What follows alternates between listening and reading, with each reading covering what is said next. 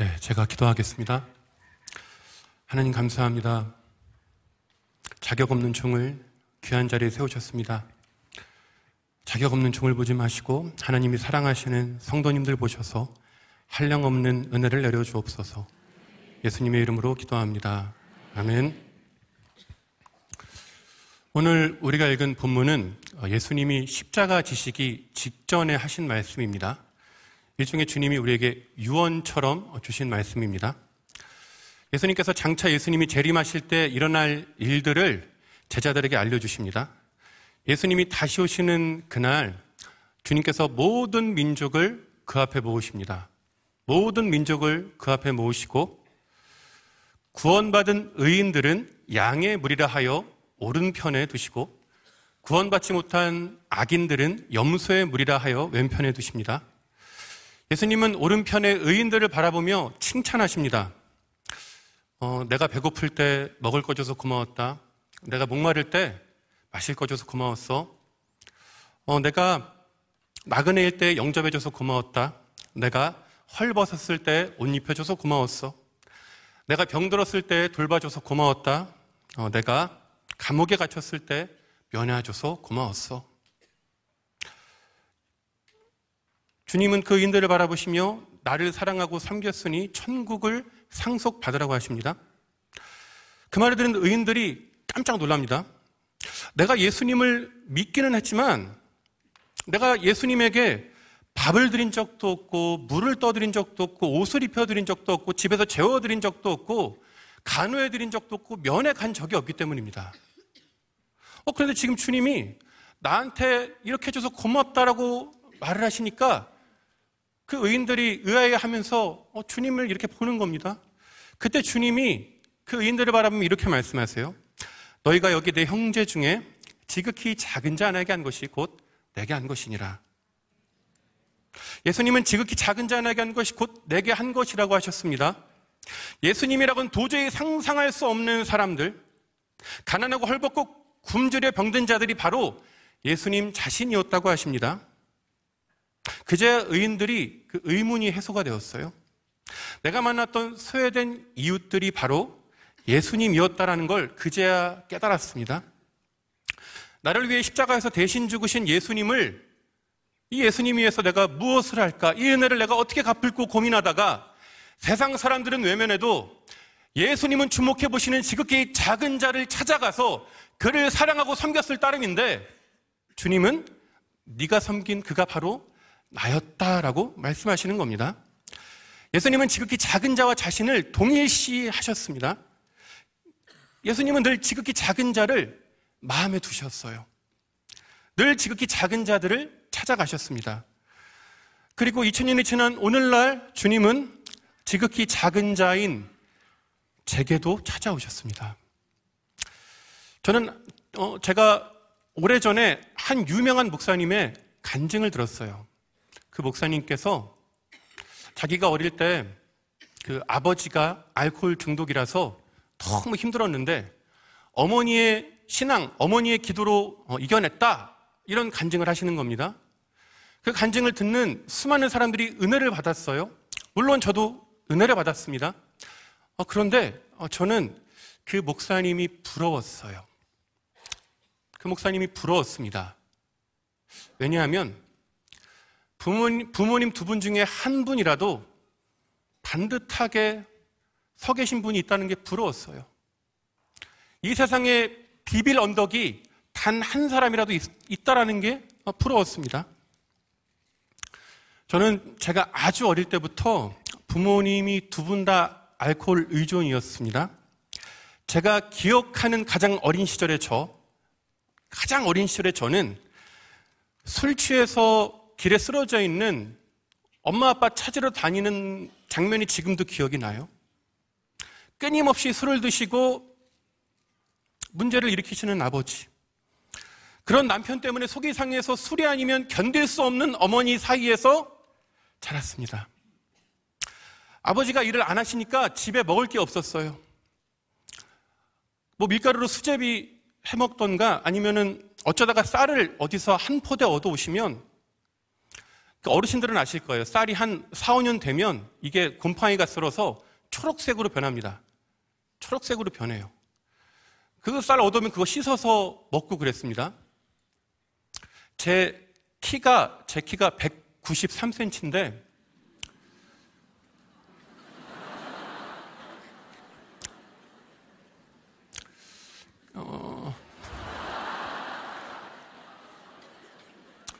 그때 잘 먹었으면 2m가 넘었을 거예요. 그때 잘 먹지 못해서 많이 자라지 못했습니다.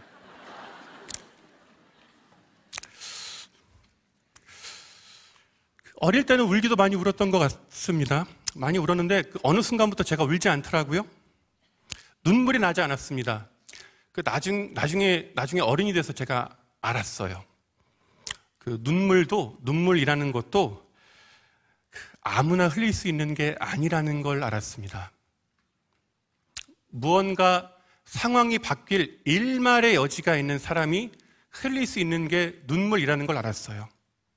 아무리 울어도 소용없는 걸 깨달으면 울지 않습니다. 아무리 울어도 봐주는 사람 하나 없으면 울지 않습니다. 저는 그걸 너무 일찍 깨달아 버린 거예요. 집에서 아무리 우당탕 소리가 나도 아무렇지도 않더라고요. 그런데 저는 아프기 싫어서 마음만 마비시키려고 그랬는데 이 얼굴까지도 마비가 될 줄 몰랐습니다. 울고 싶어도 웃을 수 없고 웃고 싶어도 웃을 수 없는, 그렇게 표정도 생기도 없는 우울한 아이로 자랐습니다. 제가 중학교 3학년 때 친구들이 학교 끝나면 전부 다 PC방을 갔어요. 그리고 뭐 하나 봤더니만 그 스타크래프트라는 게임을 다 하기 시작했습니다. 저도 덩달아서 몇 번 PC방에 따라갔어요. 근데 제가 게임에 재능이 있었던 겁니다. 친구들은 이미 1년씩 했거든요. 저는 게임을 한 지 3달 만에 저희 학교에서 제일 잘하는 아이가 되었어요.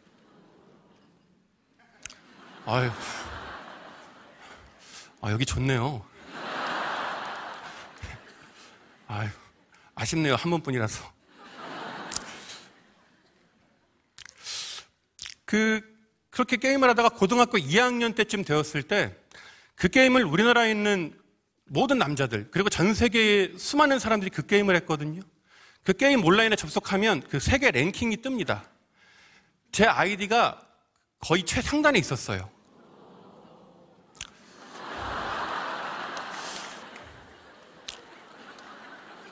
최상단에 있었습니다. 그때부터 이제 서울에 있는 프로게임단에서 연락이 오는 거예요. 들어와라. 들어와서 게임해라. 제가 정말 너무 가고 싶었는데 저희 어머니께서 간곡하게 부탁하셨어요. 고등학교만 졸업하고 네가 하고 싶은 거 해라. 저희 어머니는 천사시거든요. 남편을 잘못 만나가지고 술 때문에 그렇지 저희 어머니 정말 착하신 분이거든요. 그 어머니가 부탁을 하니까 제가 거절할 수 없더라고요. 그래서 고3까지 버텼습니다. 고3이 됐어요. 몇 개월만 더 버티면 졸업입니다. 그런데 도저히 버틸 수 없는 그 상황들이 연달아 일어났어요. 그래서 제가 도저히 버틸 수가 없어서 고3에 그냥 학교를 나왔습니다. 학교가 자동 재적 처리가 되고요. 그리고 서울에 있는 프로게임단에 올라갔습니다. 지긋지긋한 이 집과 가난을 탈출하고 싶었어요. 그 게임단에서 하루에 20시간씩 게임을 했습니다. 게임단에 숙소가 있었는데 들어가지 않았어요. 그냥 게임하다가 책상에서 한 2시간 정도 엎어져 자고 하루 종일 게임만 했습니다. 그렇게 한 6개월을 게임을 하니까 정말 그때 당시에 그 게임을 하는 사람들 중에 제 아이디를 모르는 사람이 없을 정도로 유명해졌어요. 그리고 제가 게임에 접속하면 수많은 사람들이 저에게 메시지를 보냈습니다. 저를 막 칭찬해 줬어요. 저한테 막 스승님 그러고 자기를 제자로 삼아달라 그러고 제 얼굴 본 적도 없으면서 저한테 잘생겼다 그러고 막 그러는 거예요. 그러니까 적어도 그 게임 세계 안에서는 제가 왕인 겁니다. 그때까지 살면서 그 어디에도 인정도 존중도 환대도 받지 못했던 제가 이 게임이란 세계 안에서 왕이 된 거예요, 거의. 그런데 그 마음 한구석이 헛헛한 겁니다. 마음이 공허한 거예요. 이제 조금만 더 하면 정말 성공할 수 있을 것 같고 정말 고지가 보이는 것 같은데 뭔가 길이 열릴 것 같은데 그 마음 한구석에 이 헛헛함을 제가 어떻게 하지를 못하겠더라고요. 그러다가 여느 때처럼 밤새 게임을 하다가 문득 벽에 있는 시계를 봤는데 새벽 4시인 겁니다. 그래서 제가 저도 모르게 새벽 예배 할 시간이네? 제가 혼잣말로 이렇게 하고 뭐에 홀린 듯 일어나서 교회로 걸어갔어요. 교회가 걸어서 1시간 거리였고 저는 새벽 예배를 다니는 사람이 아니에요. 근데 그 새벽 예배를 간 겁니다. 그렇게 6개월 만에 간 교회에서 그 새벽에 그 의자에 딱 앉는데 누군가가 저를 꼭 끌어안아주는 것 같았어요. 누군가가 저를 꼭 끌어안아주는 것 같더라고요. 따스한 기운이 저를 감싸 안았습니다. 살면서 누가 저를 안아준 적이 없어요. 따뜻함이라는 걸 경험해 본 적이 없어요. 그런데 그 교회에서 인생에서 처음으로 따뜻함이라는 걸 경험해 본 겁니다. 그때부터 교회 모든 예배를 다 나갔습니다. 모든 새벽 예배, 수요 예배, 금요 예배, 주일 오전 오후 저녁 예배를 다 나갔어요. 그리고 그 즈음에 청년부에서 동계 수련회를 한다라는 광고를 들었습니다. 제가 좀 고민했습니다. 왜냐하면 저는 중고등학교 때 교회를 다녔기 때문에 수련회를 다 따라갔지만 한 번도 은혜를 받은 적이 없어요.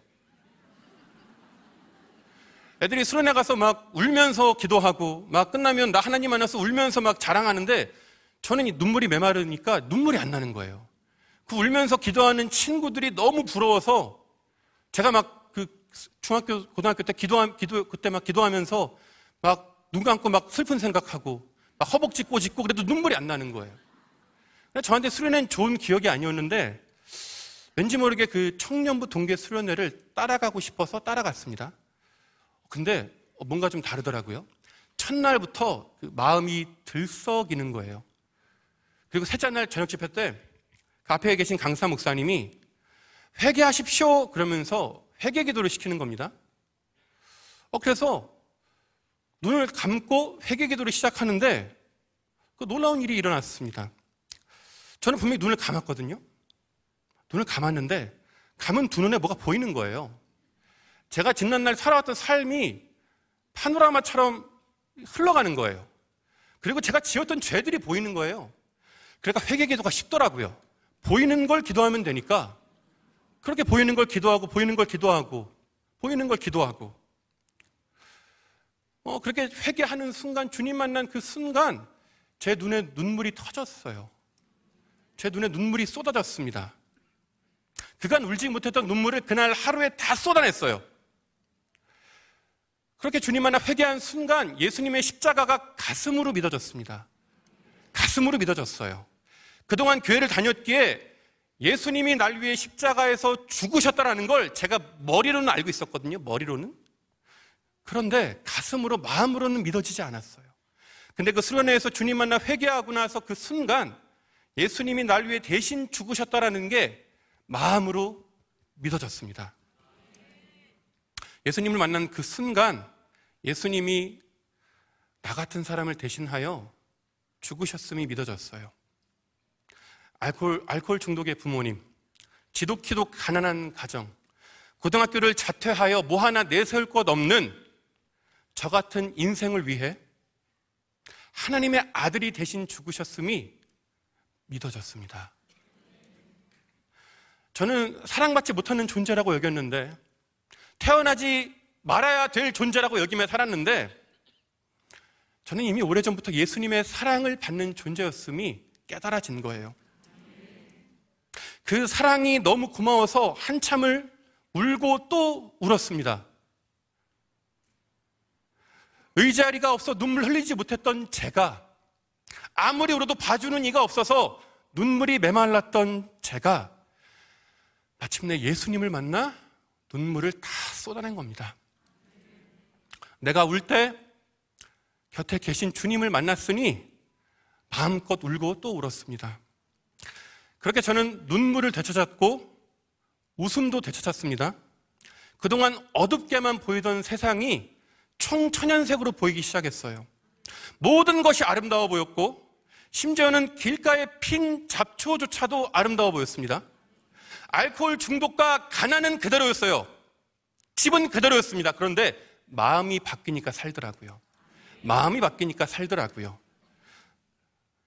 저에게 새로운 삶을 주신 주님은 저에게 새로운 꿈을 주셨습니다. 저를 주의 종의 길로 부르셨어요. 목회의 길로 부르셨습니다. 그래서 독학으로 검정고시와 수능을 봐서 신학대학교에 입학했어요. 그리고 주님은 신학대학교에 입학한 저에게 오늘 우리가 읽은 본문 말씀, 지극히 작은 자에게 한 것이 곧 내게 한 것이니라, 이 말씀을 제 인생의 모토로 주셨습니다. 노숙자와 장애인들을 위해 살라는 마음에 감동을 주셨어요. 그때부터 청량리역에 있는 노숙자들을 만나기 시작했습니다. 빵하고 음료를 사서 나눠주고요. 인근 식당에 데리고 가서 같이 식사하고요.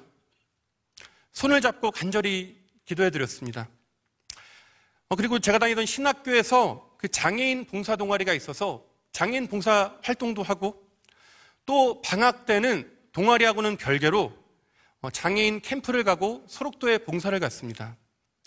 지극히 작은 자들과 함께하는 나날들이 너무 행복했어요. 제가 신학교 다닐 때 금요일마다 그 학우들과 삼각산에 올라가 철야기도를 했습니다. 여느 때처럼 그 추운 겨울에 늦은 금요일 밤 삼각산에 올라가려고 평창동 정류장에 내렸습니다. 소복이 눈이 쌓인 거리를 걷고 있는데 저 멀리 웬 남자가 쓰러져 있는 게 보이는 거예요. 깜짝 놀라서 제가 황급히 달려가서 부축했습니다. 다행히 정신을 차리셨어요. 아저씨에게 사는 곳이 어디인지 물었습니다. 잠시 주저하던 아저씨가 이렇게 손가락으로 가리키는 거예요. 그래서 어딘가에서 보니까 그 맞은편 길 건너에 교회가 하나 있었고, 그때가 이제 금요일 밤이니까 교회 불이 켜져 있었어요. 그리고 그 교회 뒤쪽으로 이 삼각산 능선이 쭉 이어지는데, 그 교회의 지붕 높이쯤 되는 산자락에 허름한 천막이 하나 있었어요. 천막. 저는 이분이 노숙자라는 걸 알았습니다. 그래서 제가 아저씨한테 아저씨, 이렇게 추운데 이 길바닥도 안 되고 아저씨 집도 안 된다고, 여기 지금 교회 불 켜져 있잖아요. 아저씨, 교회 가보세요. 교회 가면 사람들이 도와줄 거예요. 제가 이렇게 말씀을 드렸어요. 제 말을 듣던 아저씨가 가만히 계시더니 나지막한 목소리로 뭐라 그러시냐면, 교회 가면 사람들이 싫어해서 못 가요. 교회 가면 사람들이 싫어해서 못 가요. 그 아저씨의 말을 듣는데 누군가가 망치로 제 뒤통수를 후려치는 것 같았어요. 너무 큰 충격을 받았습니다. 제가 할 수 있는 게 없어서 주머니에 있는 거 얼마 안 되는 거 아저씨 손에 쥐어드리고 아저씨 손을 잡고 간절히 기도해드렸어요. 그리고 같이 기도하려고 기다리는 그 동료들이 있으니까 아저씨한테 인사하고 같이 산으로 올라갔습니다. 보통 삼각산에 올라가면 나라와 열방을 위해, 민족을 위해 기도할 게 수만 가지인데 저는 그날 그 아저씨 한 사람만을 위해서 밤새 기도했어요. 저는 그것이 그 평창동의 그 불 켜진 교회, 그 한 교회만의 문제가 아니라는 걸 알았습니다. 그것이 많은 교회의 현실이라는 걸 아는데 그리 오래 걸리지 않았어요. 그런 우리와 달리 우리 예수님은 늘 지극히 작은 자와 함께 하셨습니다. 이미 우리에게 지극히 작은 자와 더불어 사는 삶의 모범을 보여주셨습니다. 2000년 전에 예수님은 베들레헴의 허름한 여관에 딸린 마구간에 오셨어요. 예수님의 탄생 소식을 가장 먼저 들은 사람들은 밤에 양떼를 지키던 몇 명의 목자들이 전부였습니다. 이스라엘에서 가장 가난한 사람들, 가장 천대받던 사람들이 예수님의 탄생 소식을 가장 먼저 들은 겁니다. 천사가 나타나 이렇게 이야기합니다. 오늘 다윗의 동네에 너희를 위하여 구주가 나셨다. 오늘 다윗의 동네에 너희를 위하여 구주가 나셨다. 천사가 목자들한테 이렇게 이야기하는 겁니다. 여기에서 그 구주, 메시아, 그리스도, 하나님의 아들이 너희를 위하여 왔다는 거예요. 여기서의 너희가 누구입니까? 목자들입니다. 목자들이에요. 목자들을 위해, 목자들 같은 사람들을 위해 예수님이 이 땅에 오셨다라고 지금 천사가 이야기하는 겁니다. 그리고 그 목자들은 인류 역사상 가장 황홀하고 영광스러운 찬양의 장면을 목격했습니다. 갑자기 대규모 천군 천사들이 하늘을 뒤덮더니 하나님을 찬양하기 시작했어요. 하늘에서는 영광이요 땅에서는 기뻐하심을 입은 사람들 중에 평화로다. 역사상 그 누구도 보지 못했던, 아브라함도 모세도 다윗도 보지 못했던 영광스러운 장면의 유일한 목격자는 바로 목자들이었습니다. 마침내 목자들이 예수님이 계신 그 마국간에 도착했어요. 말 구유에 두어 곤히 잠든 그 아기 예수를 바라보는 목자들의 마음에 전율이 일었을 겁니다. 전율. 우리 민족이 그토록 오랫동안 기다렸던 메시아를 보았다는 감격으로 충만했을 거예요. 그런데 한 가지 더 감동적인 것이 있습니다. 바로 집이 아니라 양떼들 틈에서 잠을 자는 목자인 자기들처럼 예수님이 동물들 틈에서 주무시고 계셨습니다. 나를 구원하기 위해 이 땅에 오신 예수님이 나처럼 되셔서 오시는 거예요. 그 메시아가 나와 같은 모습으로 주무시고 계신 모습, 나와 같은 모습으로 잠들어 계신 모습을 본 그 목자들의 마음에 전율이 일었을 겁니다. 만약에 예수님이 이 땅에 왕의 아들이나 귀족의 아들로 왔다면 목자들이 알았어도 못 가요. 알아도 못 갑니다. 불편해요. 못 갑니다. 알아도 못 가요. 그러니까 예수님이 불편해하지 말라고 처음부터 그들과 똑같은 모습으로 오신 거예요. 우리 예수님께서 마국간에서 태어나신 것은 철저하게 의도된 것이었습니다. 여관에 방이 없다고 예수님이 못 들어간다? 이거는 말이 안 되는 이야기입니다. 예수님은 하나님의 아들이십니다. 하나님이십니다. 말씀 하나로 세상을 지으신 분이세요. 이 예수님이 여관에 방 하나 내는 거 일도 아닙니다. 말씀 한마디면 여관을 뚝딱 지으세요. 그런데 예수님이 그렇게 하지 않으셨습니다. 그냥 굳이 마국간으로 오셨습니다. 여관에 딸린 마국간에 오셨어요. 바로 목자들 때문이었습니다. 목자들 때문이었어요. 만약에 예수님이 여관 안에서 태어나셨다면 목자들이 곤란했을 겁니다. 여관에 들어가려면 뭐가 필요합니까? 돈이 필요합니다. 이스라엘에서 가장 가난한 목자들은 돈이 없어요. 돈이 없습니다.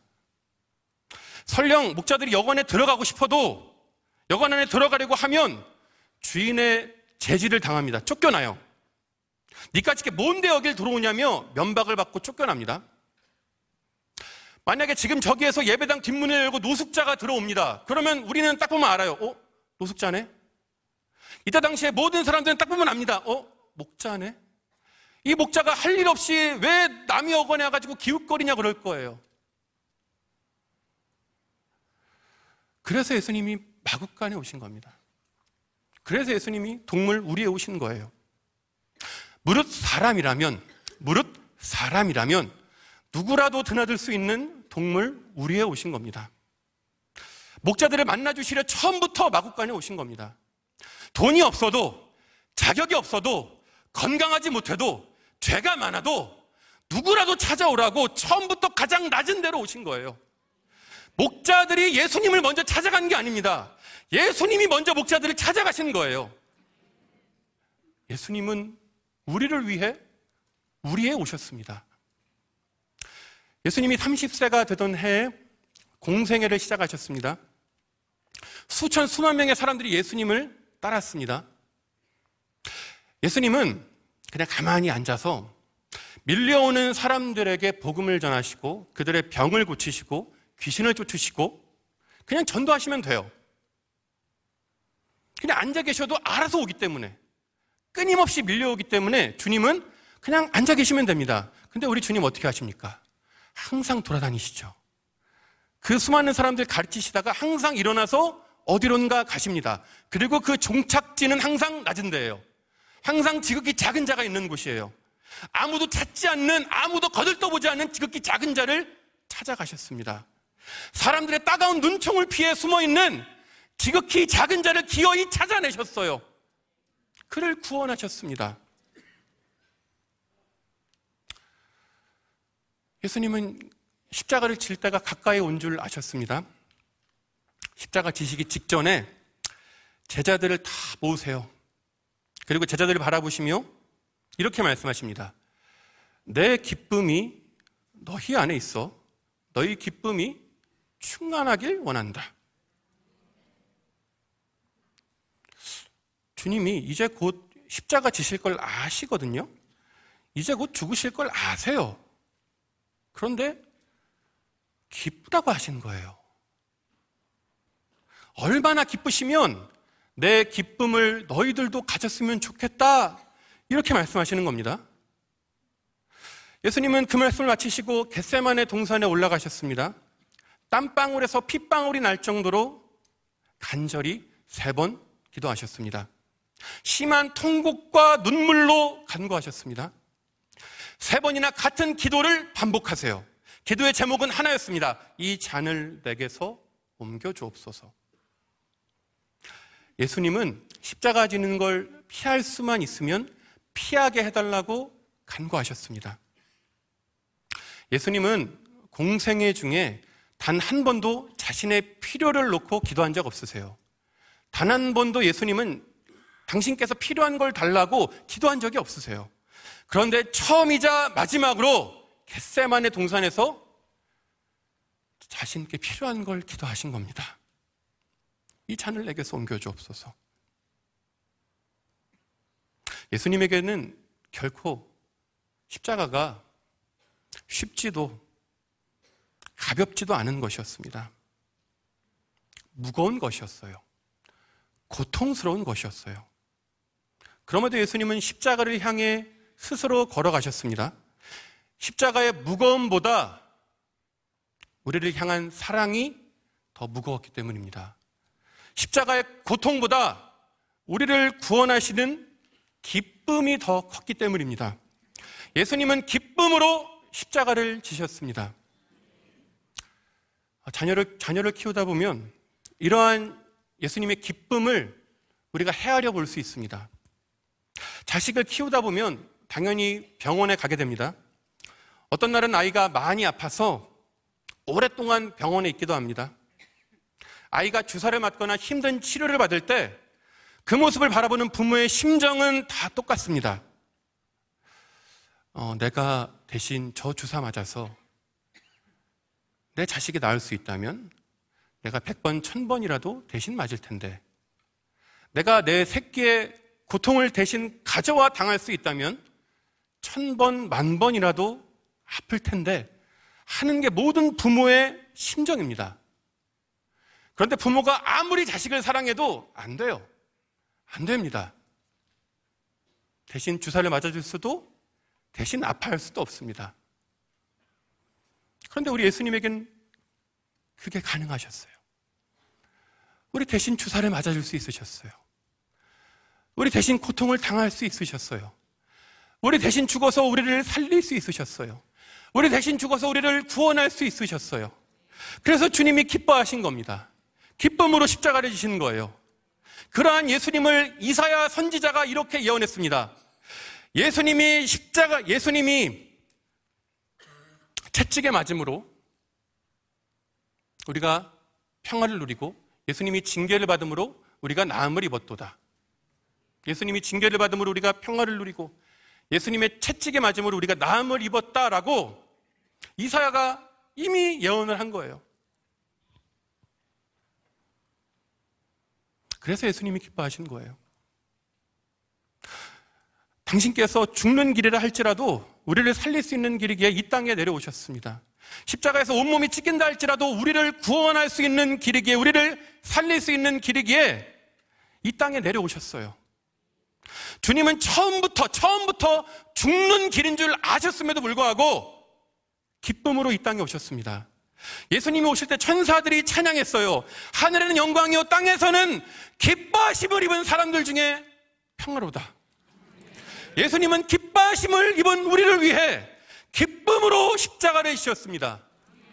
당신께서 고통당함으로 우리가 살 걸 아셨기 때문에 그 기쁨을 이기지 못하여 내가 기쁘다고 하시는 거고, 그 기쁨으로 십자가를 향해 스스로 걸어가시어 그 십자가에서 우리를 대신하여 죽으신 거예요.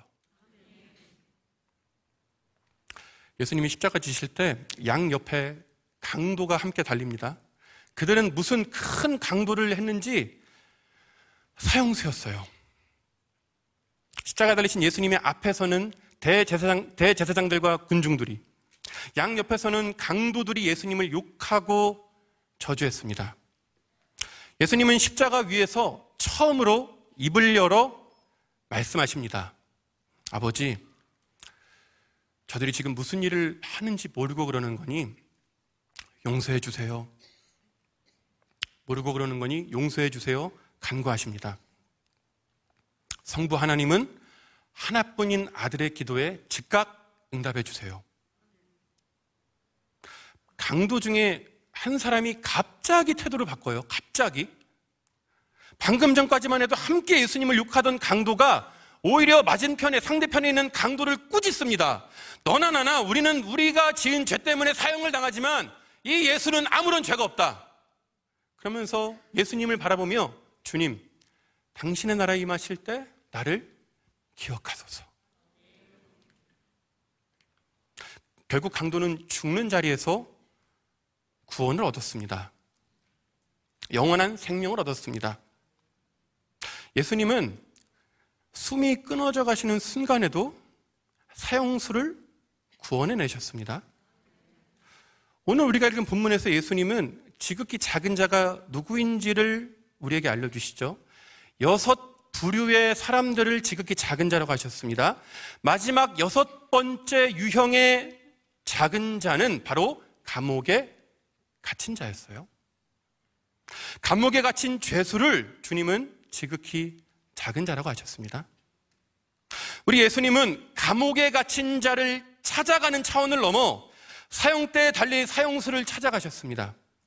십자가에 달려 계신 와중에도 사형수를 구원해내셨어요. 십자가 위에서까지 지극히 작은 자를 찾아가셨습니다. 이처럼 예수님의 이 땅에서의 삶은 지극히 작은 자로 시작하여 지극히 작은 자로 마칩니다. 목자로 시작하여 사형수로 마쳐요. 이것이 예수님께서 이 땅에서 살아내셨던 공생애의 삶이시고 우리에게 보여주신 삶의 모범인 겁니다. 예수님의 모범을 따라 지극히 작은 자들과 더불어 살려고 열심히 노력했습니다. 장애인 봉사를 다니고 병원에 환자들을 신방하고 노숙인들을 찾아갔습니다. 작은 자를 섬기다가 상처받는 날들도 많았어요. 노숙인에게 속고 배신을 당하는 일들도 있었습니다. 그만두고 싶은 날들이 참 많았어요. 그럼에도 주님은 저를 붙드셨습니다. 지극히 작은 자를 위한 사역으로 저를 불러주셨습니다. 신림동에 있는 작은 개척교회인 희년중앙교회에서 사역할 기회를 주셨어요. 저희 교회 인근에 노숙인들이 모인 광장이 있었습니다. 교회에서 매주 빵하고 음료를 사서 노숙인들에게 나눠주는 사역을 했어요. 그때 저희 담임 목사님이 한 노숙인을 전도했습니다. 그는 노숙인들 사이에서 큰형님이었어요. 큰형님이었어요. 모든 노숙인들이 따르는 롤 모델이었어요. 그 리더십이 있으세요. 와일드 하셔가지고 진짜 다 따라와요. 근데 그분이 전도가 된 거예요. 그러면서 이분이 내가 술을 끊겠노라며 교회에 들어와서 살기 시작하셨습니다. 2년 동안 교회에서 먹고 자면서 생활하셨어요. 담임 목사님과 성도님들이 마음을 아파여 이분을 극진히 섬겼습니다. 이분이 결국 술을 끊었어요. 그리고 자기 직업을 얻어서 아파트 경비를 지금 3년째 하고 계세요. 그리고 자기 집을 얻어서 나가서 자립하셨습니다. 저는 그 모습을 가까이서 지켜보면서 복음의 능력을 깨달았어요. 복음이 변화시키지 못할 사람은 없다는 걸 깨달았습니다. 가장 낮은 데에 있는 사람일지라도 살면서 받은 무수한 상처로 인해 수많은 가시를 지니고 있는 사람이라고 할지라도 복음은 그 사람을 변화시켰습니다. 복음은 모든 사람을 변화시키는 능력임을 깨달았어요. 노숙인의 변화에 주변에 있는 다른 노숙자들이 난리가 났습니다. 정말 그 형님이 술을 끊었어? 진짜? 그러면서 이분들이 교회를 찾아오기 시작했어요. 노숙인들이 교회로 오는 건 좋습니다. 좋아요. 근데 문제는 다 술이 취해서 옵니다. 예배 시간마다 곤욕을 치를 때가 많아요. 제가 앞에서 찬양 인도하고 있으면 화음을 넣으세요. 트로트로. 앞에서 담임 목사님 설교하고 계시면 갑자기 교회 바닥이 더럽다면서 마대걸레 들고 막 교회를 닦습니다. 정신이 없는 거예요. 그런데 이 노숙인들이 어떤 일을 해도 저희는 쫓아내지 않아요. 왜냐하면 노숙인이 복음을 들을 마지막 기회일지도 모르기 때문입니다. 오랫동안 노숙한 분들에게는 행렬병이라는 게 있어요. 행렬병. 건강해 보이던 사람이 하루아침에 죽습니다. 저희 교회에 나오던 한 노숙인도 건강해 보이셨는데 얼마 안 돼 돌아가셨어요. 그렇기 때문에 저희는 노숙인을 쫓아내지 않습니다.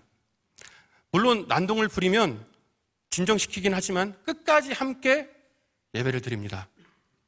하루는 2명의 노숙인이 예배에 왔습니다.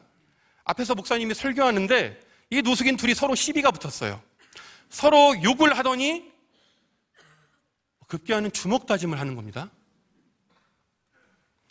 제가 너무 놀라서 뜯어 말리고 겨우 진정시키고 따로 떼서 자리에 앉았어요. 제가 마음이 너무 아프더라고요. 이게 뭔가 싶더라고요. 저는 우리나라에서 가장 보수적인 교단, 합신이란 교단의 목사거든요. 예배 그런 태도, 그런 걸 굉장히 중요시 하거든요. 그러니까 저한테 이게 너무 힘든 거예요. 이런 모습들이. 그렇게 고통스러우며 눈을 감고 있는데 갑자기 오래전에 삼각산에서 만났던 그 노숙자 아저씨가 떠올랐어요. 교회 가면 사람들이 싫어서 못 가요 말씀하신 그 아저씨가 떠올랐습니다. 그리고 제가 만났던 많은 노숙자들의 얼굴이 보이기 시작했어요. 교회 오고 싶어도 올 수 없는 수많은 사람들이 제 눈앞에 아른거렸습니다. 그리고 제가 했던 기도들이 떠올랐어요. 제가 이렇게 기도했거든요. 하나님, 노숙인이 언제라도 들어올 수 있는 교회를 개척하거나 그런 교회에서 신앙생활을 하게 해주십시오. 신실하신 주님이 저의 기도에 응답하시는 거더라고요. 저의 기도에 응답하셔서 저를 노숙인이 언제라도 올 수 있는 교회에서 사역하게 하셨더라고요. 그래서 그 순간 원망이 감사로 변하더라고요. 그 아픔이 기쁨으로 변하더라고요. 그때의 일로 저는 한 가지 깨달았습니다. 예배를 드릴 수 없는 사람들과 함께 예배를 드리는 걸 하나님이 기뻐하시더라고요.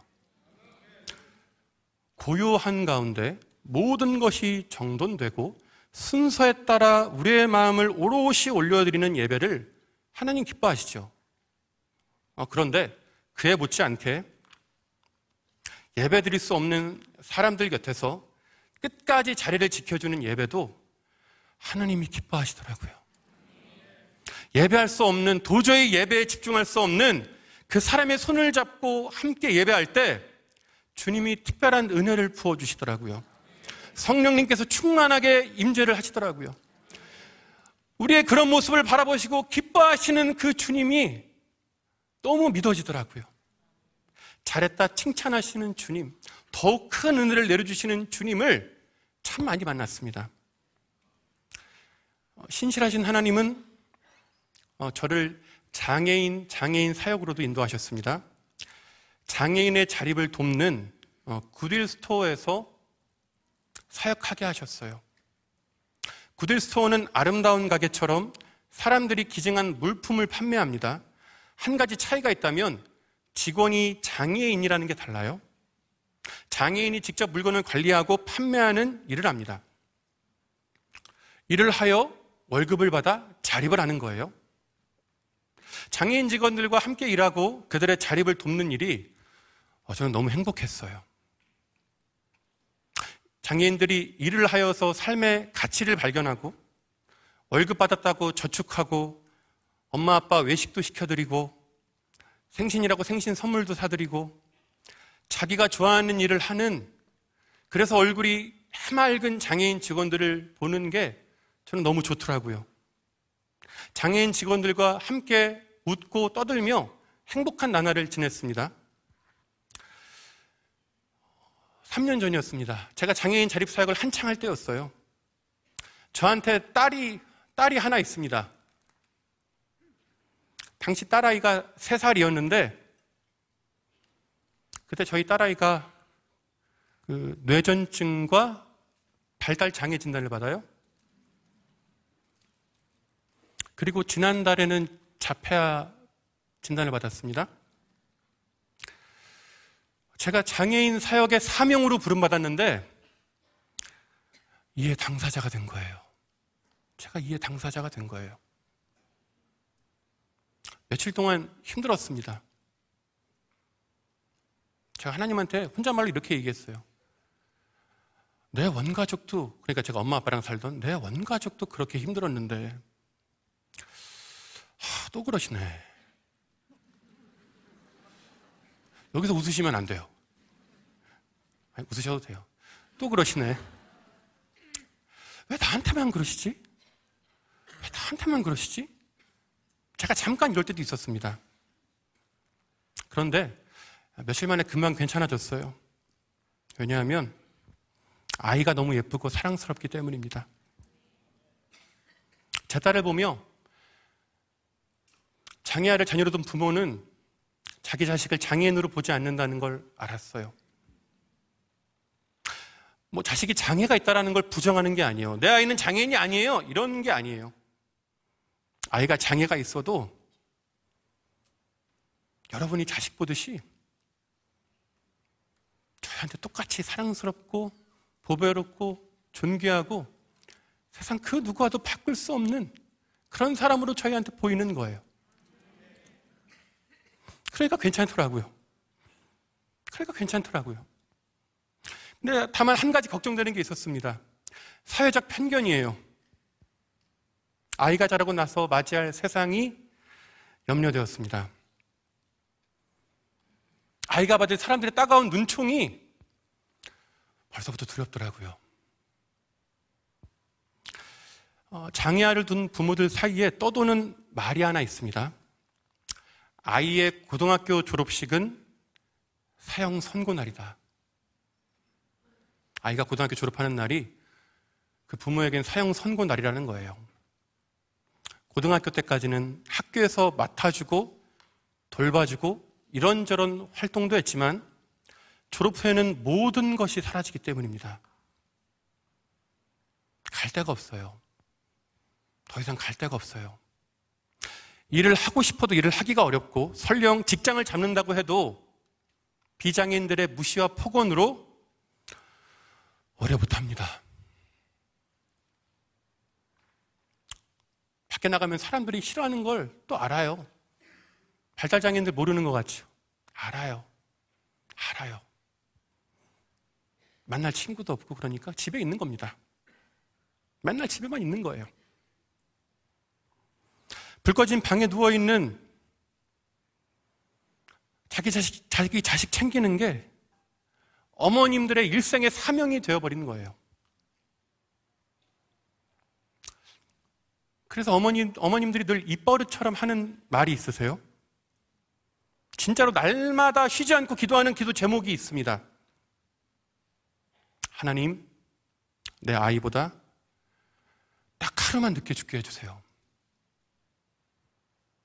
아이보다 하루라도 더 살게 해달라고 날마다 간구하십니다. 아이의 삶을 평생 책임지고 죽는 것이 소원이 되어버린 겁니다. 그런데 아이가 자립할 수 있다면, 스스로의 힘으로 살아갈 수 있다면 부모의 마음에 진 응어리가 풀려요. 한이 풀립니다. 저는 그 모습을 많이 보았습니다. 마음에 한이 풀린 어머님들을 참 많이 만났어요. 제가 구딜스토어에 있을 때 무슨 행사가 있으면 그 직원들 어머님들이 오세요. 그 어머님들이 저희 손잡고 고맙다 그러세요. 너무 감사해요. 혼자 외출도 못하던 애가 혼자 출퇴근을 하고 어디 뭐 콘서트, 축구장 경기 구경 가고 친구 생겼다고 나가고 맨날 출퇴근하는 모습을 볼 거라고 상상도 못했는데 정말 감사해요 하고 제 손을 잡고, 저희들이 손을 잡고 그렇게 감사하다고 하십니다. 그 모습을 바라보면서 제가 하나님께 기도하기 시작했어요. 1만 장애인 파송운동을 놓고 기도하기 시작했습니다. 우리나라에 있는 교회가 장애인에 대한 사회적 편견을 해소하는 일에 동참해 주길 오랫동안 기도하고 있습니다. 예수님은 추수 때 떨어진 이삭을 줍지 말라고 하셨습니다. 그 이삭을 가난한 이웃들, 과부들을 위해 남겨두라고 하셨어요. 그리고 그 말씀은 오늘날에도 동일하게 적용됩니다. 여러분들이 사용하지 않는 물건, 여러분들의 그 잉여 자원들을 그 장애인이 일하는 그 일터들에 기증을 하거나 후원을 하거나 찾아갈 때 그들의 사역이 성장할수록 더 많은 장애인들이 고용되는 겁니다. 구딜스토어, 여러분들이 주시는 그 기증품을 모아서 장애인을 자립케 합니다. 구딜스토어와 똑같은 포맷으로 오랫동안 사역을 하신 김경호 목사님이 계세요. 그분은 의정부와 경기 북부 지역에 숲스토리라는 걸 운영하고 계십니다. 구딜스토어하고 똑같아요. 이름만 달라요. 그런 곳들, 아니면 정신장애인들을 고용해서 그들을 훈련시켜서 바리스타가 되게 하고 오랫동안 자립하게 하는 전국에 매장에 있는 히즈빈스, 그리고 발달장애인들을 고용하여 그들을 통해 유기농 빵을 만들어 저렴한 가격에 판매함으로 그들의 자립을 돕는 큰숲 베이커리, 이런 곳들이 여러분들이 사는 지역에 분명히 있을 거예요. 분명히 있을 겁니다. 그럼 그곳을 찾아가십시오. 찾아가세요. 거기 가는 데는 자원봉사 신청서를 쓸 필요가 없어요. 그냥 가시면 돼요. 가셔서 장애인을 만나시면 됩니다. 여러분이 가셔서 기증을 하거나 물건을 구매하면 거기에 더 많은 장애인들이 일을 할 수 있어요. 더 많은 곳에 그 장애인들이 일할 일터가 생길 수 있습니다. 그리고 여러분, 그러한 장애인들이 일할 일터들이 생기고 그곳에서 장애인과 비장애인의 만남이 이어진다면 1만 명의 장애인이 일할 그 일터가 전국 방방곡곡에 생긴다면 수백만 명의 비장애인의 편견이 해소가 돼요. 편견 해소의 가장 강력한 빠른 방법은 만남입니다. 만남이에요. 장애 인식 개선 중요하죠. 그러나 만남이 제일 빨라요. 만나면 확실합니다. 만나면 아무렇지 않아요. 만나면 불편한 거 없어요. 그냥 똑같아요. 만나면 되는 거예요. 여러분 주변에 구딜스토어가 있습니까? 숲스토리가 있습니까? 히즈빈스가 있습니까? 큰숲 베이커리가 있습니까? 여러분의 지역사회에 반드시 있을 겁니다. 가십시오. 도와주세요. 후원해주세요. 기증해주세요. 여러분들이 그렇게 할 때 10,000명의 장애인이 자립을 하고 수백만의 비장애인들의 편견이 해소되므로 저희 아이가, 저희 딸이 자라서 맞이할 세상은 더 좋은 세상이 되리라 믿습니다. 지난주에 저는 그 구딜스토어, 함께하는 재단 구딜스토어 사목직을 사임했습니다. 매일 저희 아이의 재활 치료를 다니고 입원이 잦은 아이를 돌보느라 정상 출근이 불가능했습니다. 비록 제가 구딜스톤은 떠났지만 1만 장애인 파송운동은 계속됩니다. 이런 기관들을 알리고 동역하게 하는 그 일을 쉬지 않을 겁니다. 저희 딸아이 지금 저기 뒤에 있는데 저희 아이와 같은 아이들이 맞이할 세상이 더 좋은 세상이 되도록, 하나님이 보시고 좋았더라 할 만한 세상이 되도록 끝까지 이 길 걸어가겠습니다.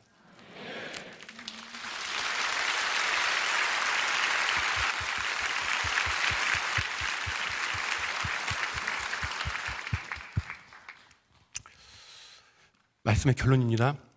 제 아내하고 연애할 적에 아내가 가난한 저를 참 살들이 챙겼어요. 옷도 사서 입히고 신발도 사서 신기고, 제가 그때 몸이 안 좋아서 식은땀을 비오도 틀리고 길 가다가 픽 하고 쓰러졌는데, 그런 제가 걱정돼서 그때 그 여자친구, 지금 아내가 저를 만날 때마다 그 논현역에 있는 정관장 매장에 끌고 들어가서 홍삼 진액 한 병에 30만 원짜리를 만날 때마다 사줬어요. 집에다 쌓아두고 먹었습니다. 티스푼이 아니라 숟가락으로 퍼먹었어요. 그래서 제가 지금 살아있는 거예요. 하루는 그 추운 겨울이었는데 아내가 목도리를 사왔어요. 목도리가 너무 좋아 보였는데, 목도리가 더 좋아 보인 이유는 목도리가 길었어요. 저는 키가 커서 목도리든 넥타이든 짧아요. 근데 아내가 엄청 긴 걸 가져온 겁니다. 그래서 아내가 제 목에 감아주면서 이렇게 이야기하는 거예요. 이거 백화점에서 한정판으로 나오는 거야.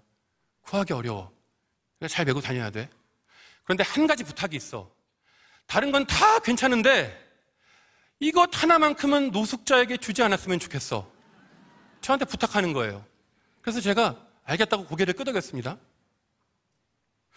그리고 한 2주 정도 잘 메고 다녔어요.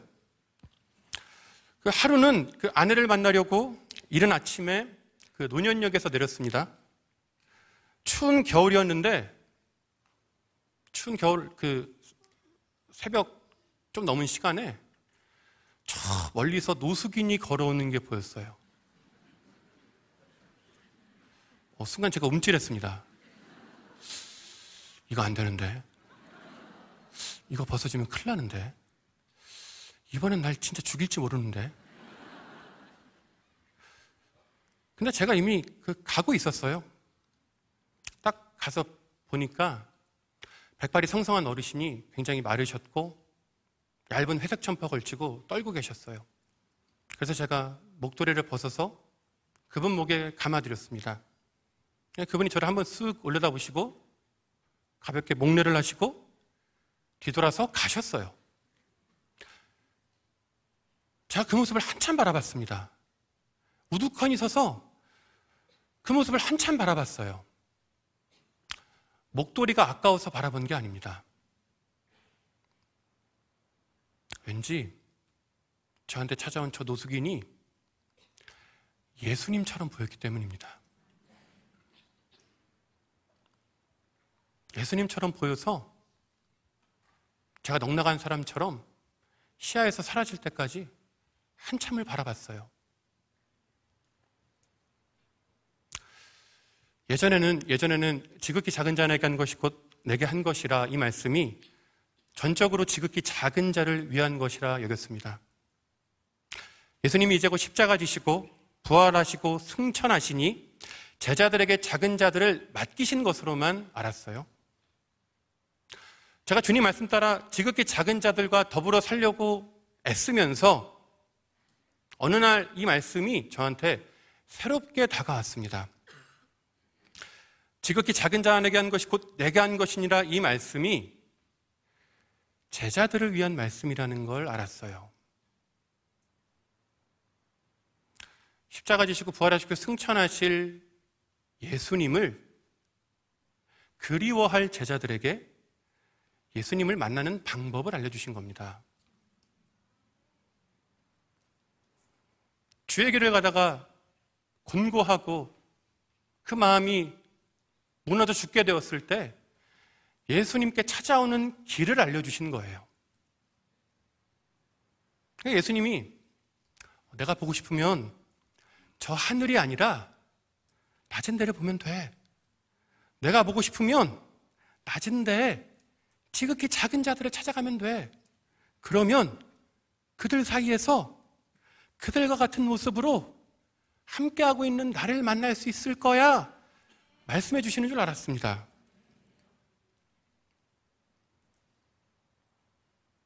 그때부터 제 신앙생활이 바뀌었어요. 아무리 하늘을 향해 울부짖어도 소용이 없고 응답이 없을 때, 복장이 터져서 미칠 것 같을 그때 저는 바로 낮은 데를 갔습니다. 바로 낮은 데를 갔어요. 바로 서울역을 달려갔어요. 청량역을 갔어요.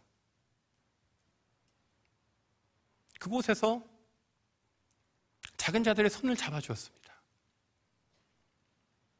그때 주님이 임재하시더라고요. 주님이 거기 계시더라고요.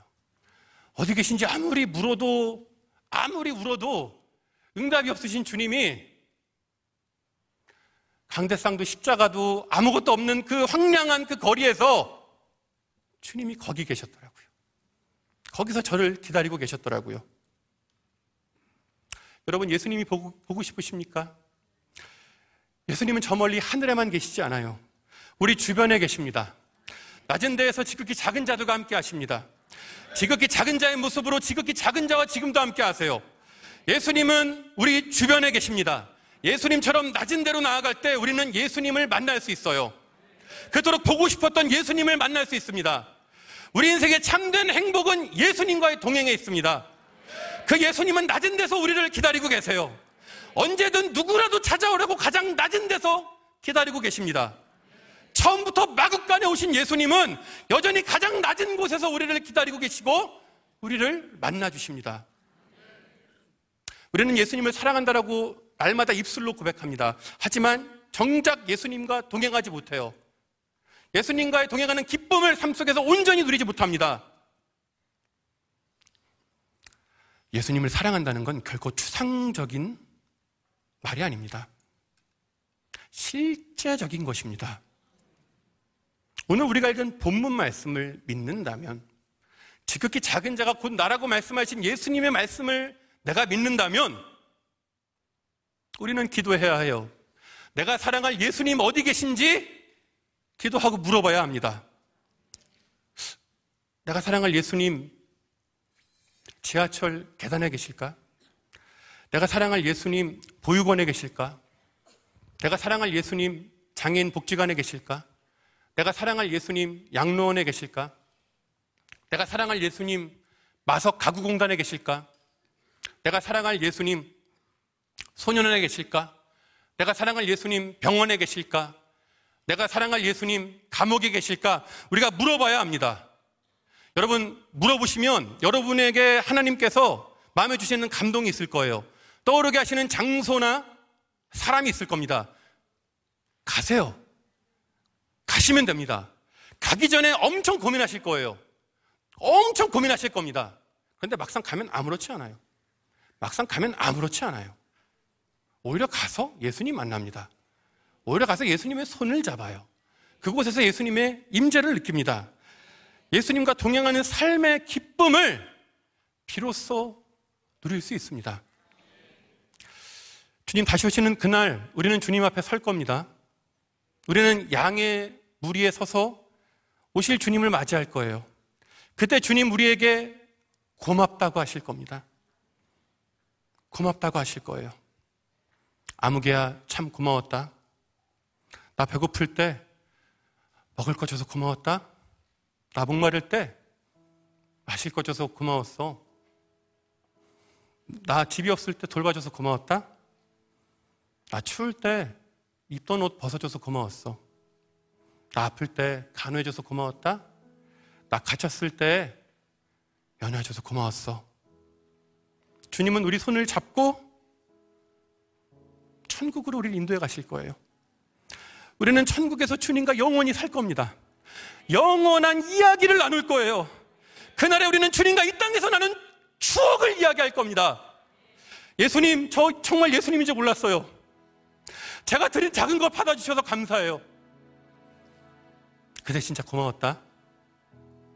너 겨울잠바 그거 딱 하나 남은 거 내가 아는데 그거 벗어줘서 고마웠다. 네 덕분에 따뜻했어. 주님, 제가 감사해요.